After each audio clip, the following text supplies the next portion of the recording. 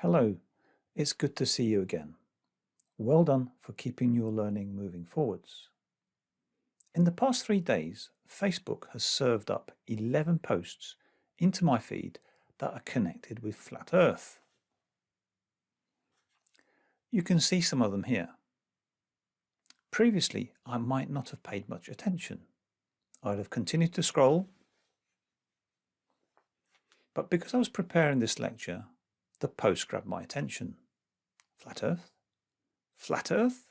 Really? Like many people, I can't take this topic seriously. But what on earth is going on? This neatly leads us into the lecture on tracking and nudging.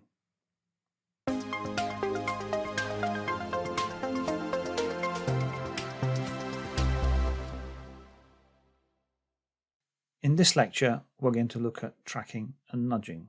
And I can tell you this, I was shocked with the amount of data that Facebook and Google know about me.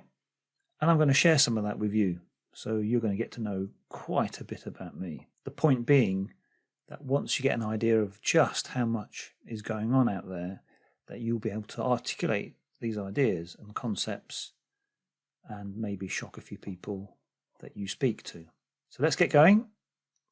And what we're going to do is begin with a quote from Google, Eric Schmidt.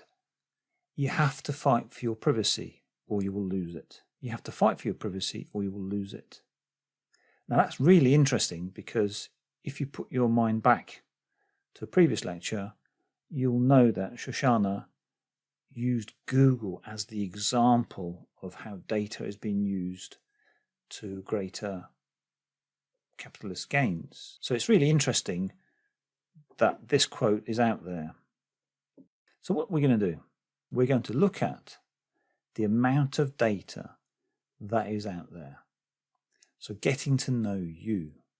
There is so much data out there about you that others know more about you than you know about yourself. Then from that point, we're going to move to how these corporations, governments, and other bodies might be able to get you to act without you necessarily being aware that you're being pushed. Or, to use the correct term, you are being nudged. Gamification time. I'm now going to try and convince you that perhaps you need to take a little bit more care when you like those items on Facebook. So in front of you, you see a grid. We'll take the items on the right-hand side and we'll move them into the grid on the left-hand side. As an example, we're going to take high IQ versus low IQ. Where would that fit in the table? This is just an example, it's not the correct answer. We might say dancing is a form of high IQ. We might also say that playing video games is an example of low IQ. Now this is not the correct answer. I just wanted to show you how to take the items from the right hand side and to put them into the table. What I've done is to give you a resource that you can use, you can print out and fill it in for yourself, and then we'll meet again to go through the answers. So put your video on pause, print off the sheet, have a go, and let's meet up afterwards.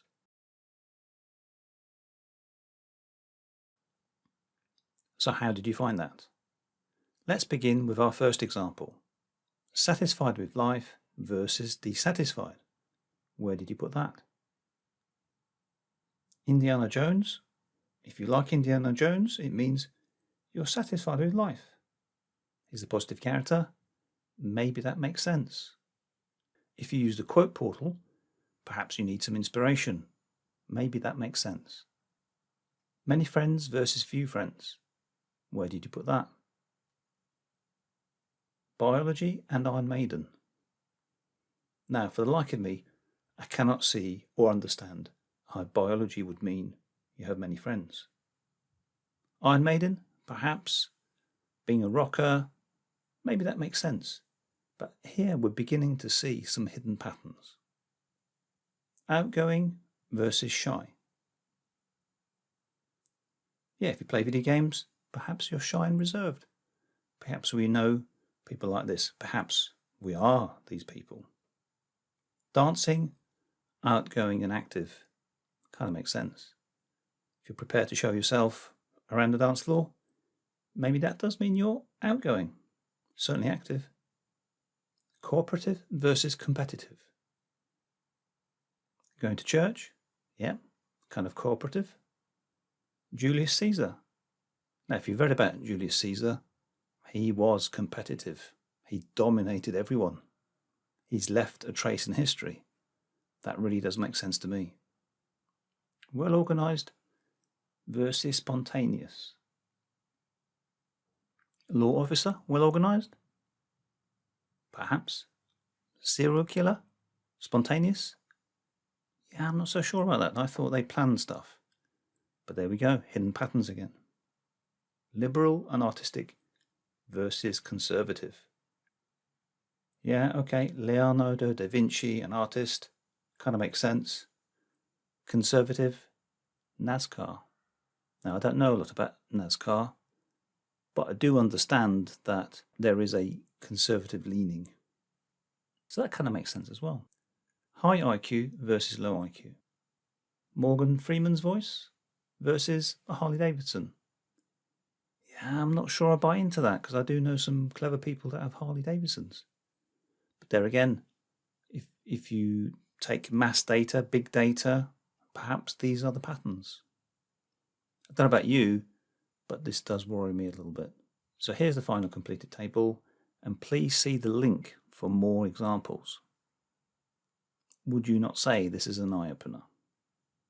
Well, here I want to show you that it's not just necessarily what we like on Facebook or LinkedIn for that matter, but we can predict other character traits from the way we use phones and apps.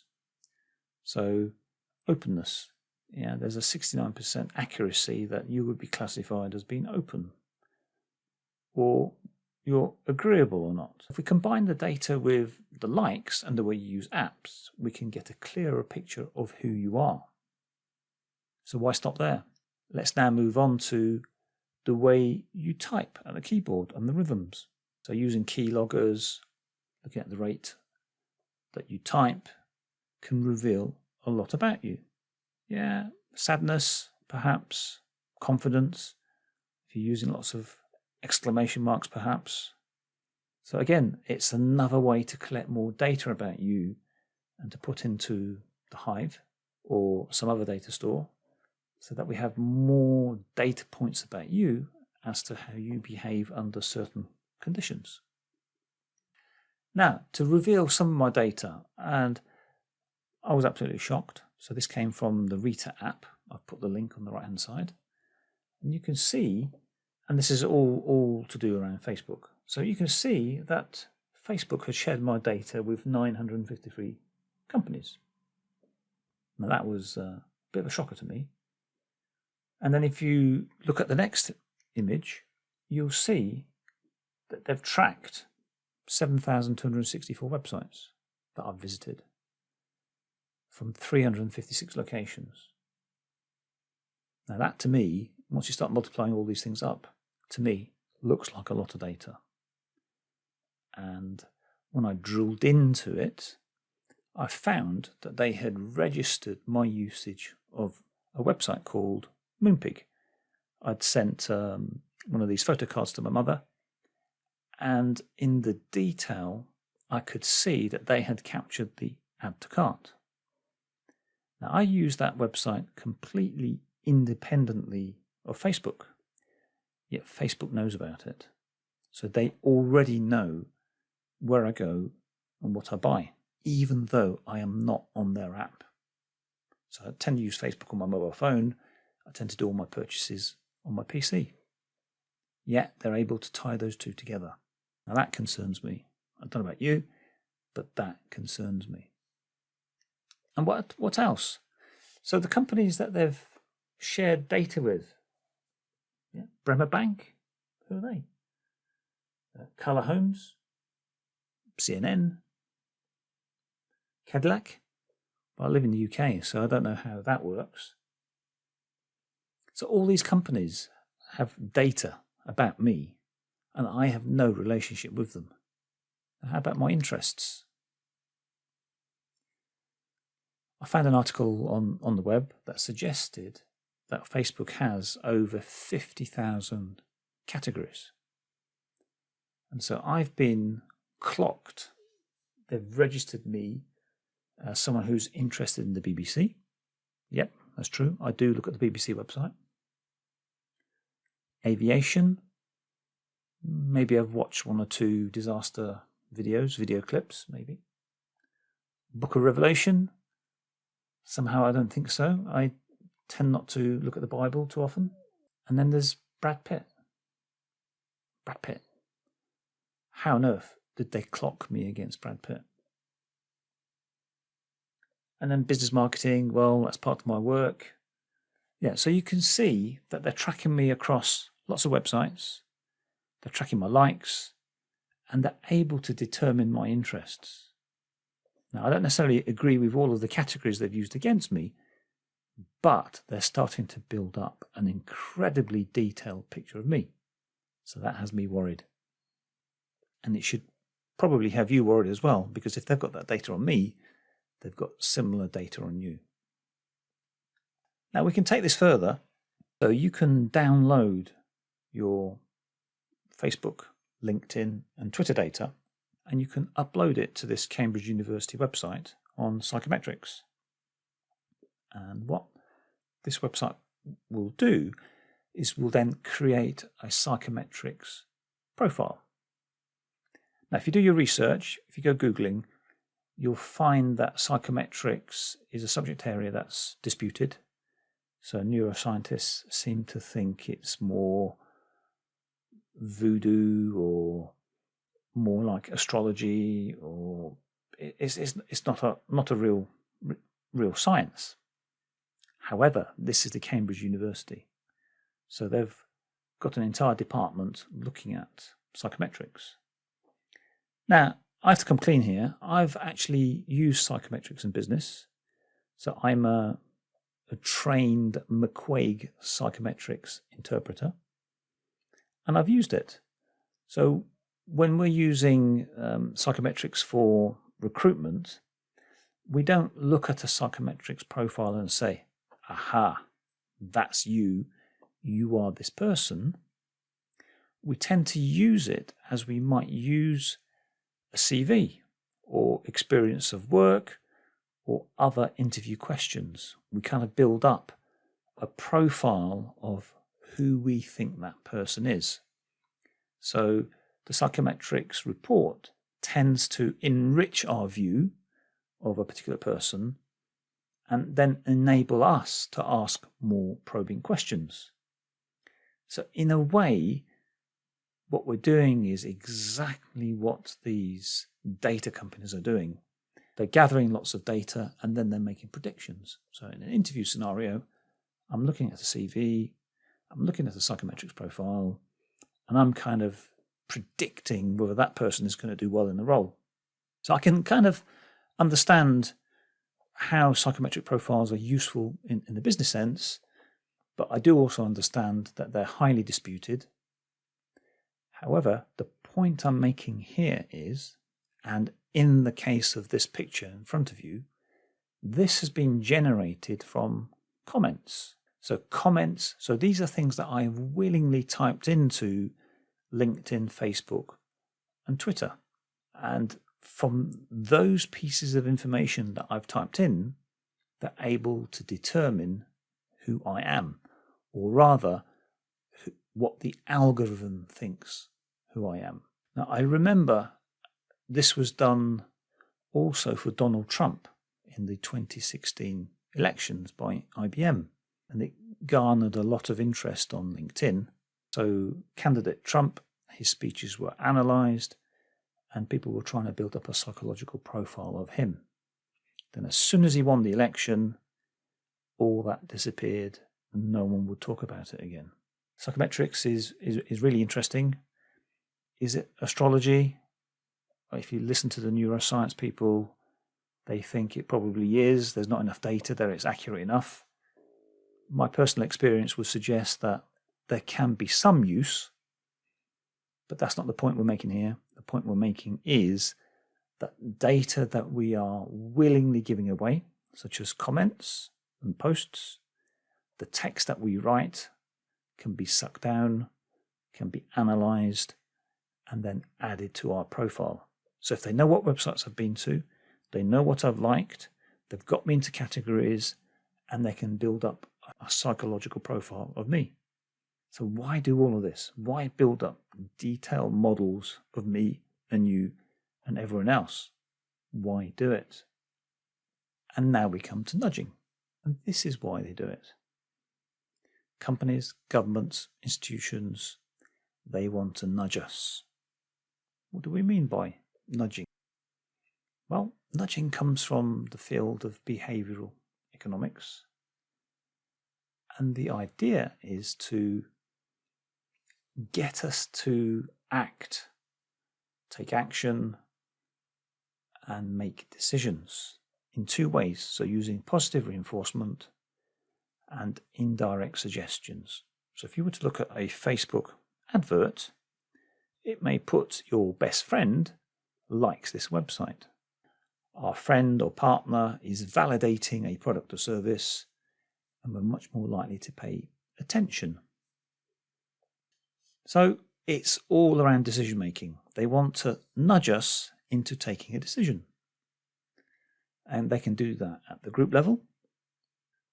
And this is kind of seen as, the term they use is carpet bombing. So if you get the idea of what carpet bombing is, a whole bunch of bombers dropping lots of bombs.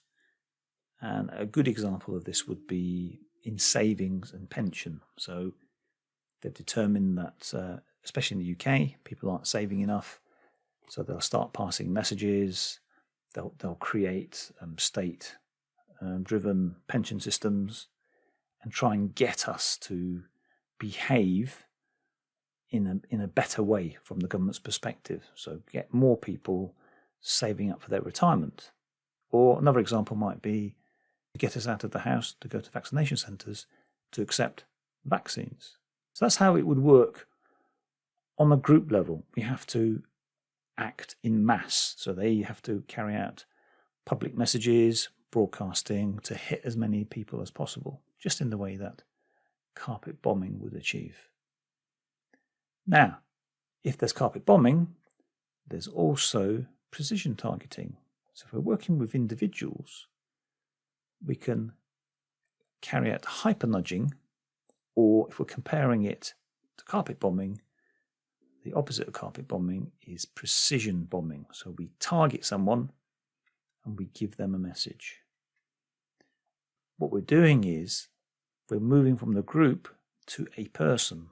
So in our data, we can find who are the people that we need to nudge, who are the people that we are most likely to be able to nudge.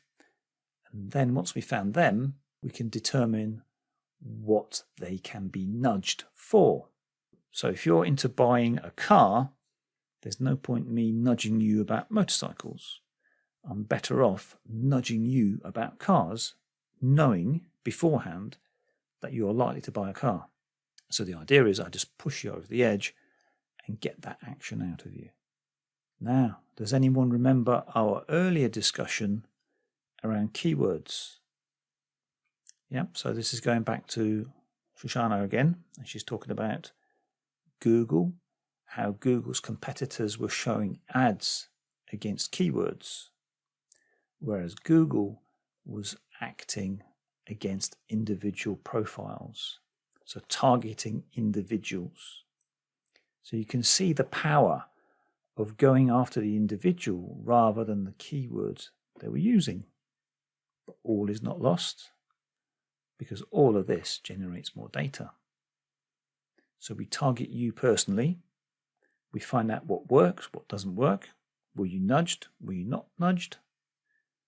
And it's not an either or question. We'll grab your keywords as well, and we'll just add to that database about you.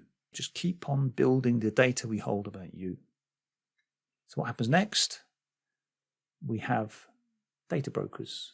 And in the next lecture, we're going to talk about data brokers. So data brokers are collecting information online, offline. And what do? They sell that data to companies, governments, and other social media websites. So Facebook buys in data from data brokers. So they've already got lots of data, yet they still have the need to buy in more data. Crazy stuff.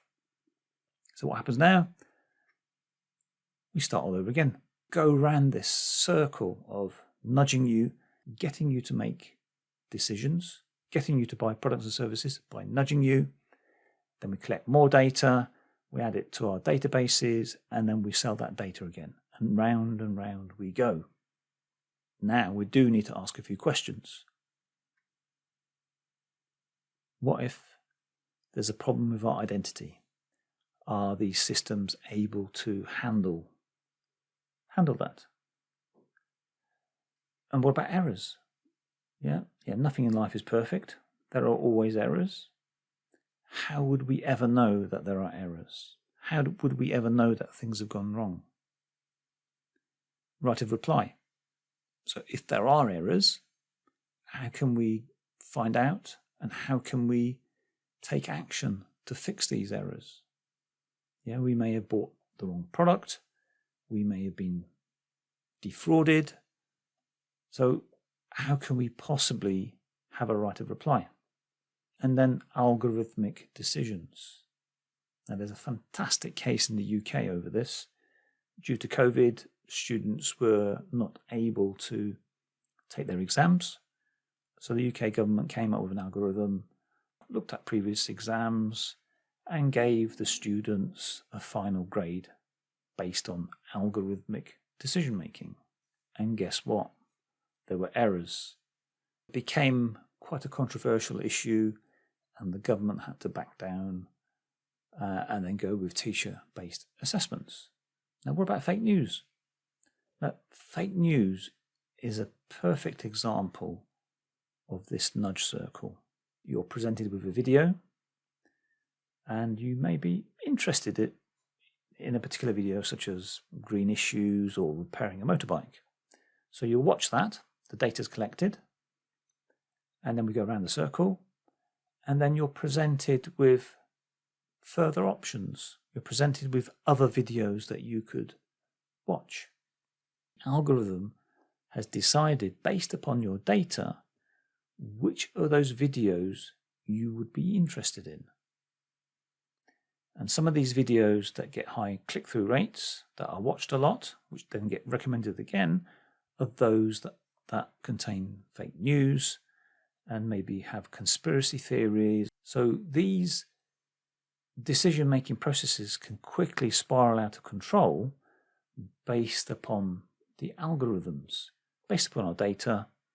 Google, Facebook, Twitter may decide that actually you have a propensity for a certain type of content, and that content may be highly viewed. People may have taken action upon it, and it just turns out that some of these fake news videos, such as anti-vaccines, high visibility rates, and people are much more likely to watch them, and off you go down into a spiral.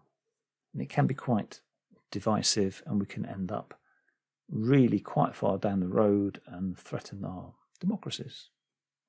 This is why these nudge cycles are so important, and they are based on the data that's been accumulated about us, and we don't necessarily have visibility on this data.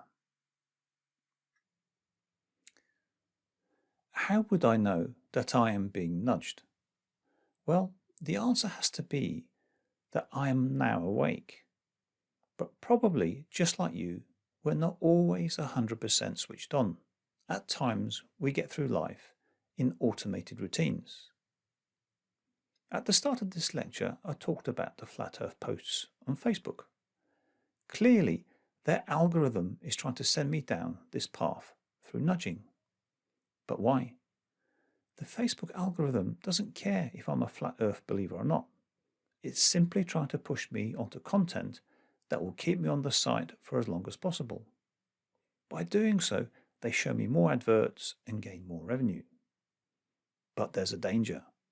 The more time I spend on the site, the more likely I will consume content with sources that have unsubstantiated claims.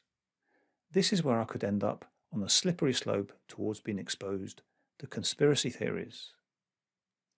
You might think, so what? You might think that Paul stays on Facebook for longer and is exposed to more adverts. And is there any harm in this? Well, let's return to the privacy angle. Let's assume that Facebook collects a ton of data on my habits and classifies me as someone who has a tendency towards conspiracy theories. Later, my data will be sold on to data brokers, which we will cover in the next video. These brokers will then sell my data to other organizations, and guess what? These other third-party companies could have a starting point of, we know Paul is a sucker for conspiracy theories, and therefore let's begin targeting him from this point onwards. Just think about it. What I have just explained seems like a conspiracy theory in its own right. I could stretch the explanation and add just a little bit more. Are you ready for it? We are being manipulated by corporates run by lizards. But that is not the point. We're not here to talk about conspiracy theories. We're here to illustrate the real problems that exist right now. Simply put, our data could be mined and used against us if we're not very careful with our laws, standards, and how we operate within organizations. And that's why you are here. You could be working on projects with the potential to go off the rails. Someone needs to understand the issues and be able to communicate the dangers to others. So getting back to Eric Schmidt, you have to fight for your privacy or you will lose it. Here's the question to you then.